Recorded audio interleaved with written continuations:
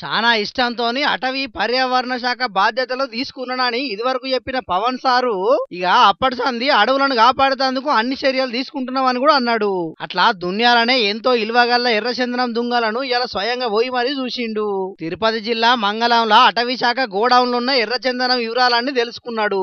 ఎర్రచందనం దుంగలన్నీ అమ్ముడు పోయేదాకా ప్రతి ఒక్కదాన్ని ట్రాకింగ్ చేయాలని చెప్పిండు అధికారులకు. ఇక తిరుపతి జిల్లాలో ఉన్న మామండూరు అడవిలా 4 కిలోమీటర్ల మీదనే పవన్ సారు తిరిగిండు. వాహనం దిగి ఏం తక్కువ 2 కిలోమీటర్ల దూరం కాలినడకల్నే అడవిలో మొత్తం కల తిరిగి ఆడున్న చెట్లను మొలకలను చూసి అవిటి గురించి అటవీ శాఖ అధికారులను అడిగి తెలుసుకున్నాడు.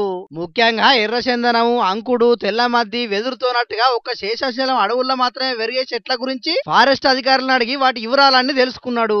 ఇక గుంటి మాడుగు వాగు కాడికి పోయినాక ఆడ కొడిసేపు నీళ్ళ కాలు పెట్టుకుని పురుసతగా కూకుండి అధికారులతోని ముచ్చట్లు పెట్టిండు. అటెంక నేపిరయ్య రిజర్వ్ ఫారెస్ట్ దగ్గర ఉన్న వాచ్ టవర్ ఎక్కి బైనాక్యులర్ తోని అడవిని మొత్తం చూసిండు. ఇక ఆడ అధికారులతో కలిసి ఒక మొలక కూడా నాటిండు.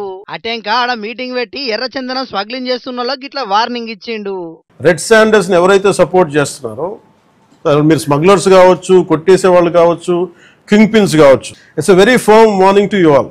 ఆపరేషన్ కగార్ లాంటిది ఎక్స్ట్రీమ్ లెఫ్ట్ వింగ్ ఎక్స్ట్రీజం ని హ్యాండిల్ చేయగలిగినప్పుడు ఈ కంట్రీ ఒక ఐడియాలజికల్ బేస్డ్ ఉన్న వాళ్లే కూర్చోబెట్టి కష్టమైపోతున్న లొంగిపోతున్నప్పుడు మిమ్మల్ని తాట తీసి కూర్చోబెట్టేస్తాం స్మగ్లర్లందరినీ. It's just a political will అంతే. మీరు కనుక ఇదే పనిగా చేస్తే 6 to 9 months ఆర్ 1 year అదే పని ఆపరేషన్ పెడతాం మీ అందరికి. మీరు స్వచ్ఛందంగా ఆపారా మంచిది, మీకు మీరు ఆపలేదా ఒక 1 year 1.5 year ప్రత్యేకమైన special zone special operation create చేసి మళ్ళీ రెడ్ శాండర్స్ ఎవడన్నా తిరగాలి చెట్టు కొట్టాలంటే కూడా భయపెట్టే స్థితికి మేము తీసుకొస్తాం. మేజర్ మీకు ఒక యాక్ట్ ఉంది, ఎవరన్నా సరే రెడ్ శాండర్స్ చెట్లు కొడితే వాళ్ళ ఆస్తులను కూడా సీజ్ చేయొచ్చు. ఆ అమెండ్మెంట్ ఆల్రెడీ చేస్తుంది ఫారెస్ట్ యాక్ట్ లో.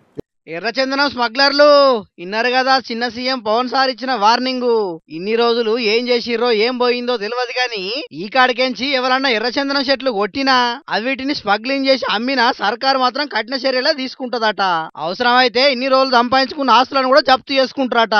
అటెంకా మీ ఇష్టం మరి. ఇప్పటికైనా లత్కోర్ దందా బంద్ పెట్టి బుద్ధిగా బతుకుర్రి. ఏమంటున్నావు, సరేనా?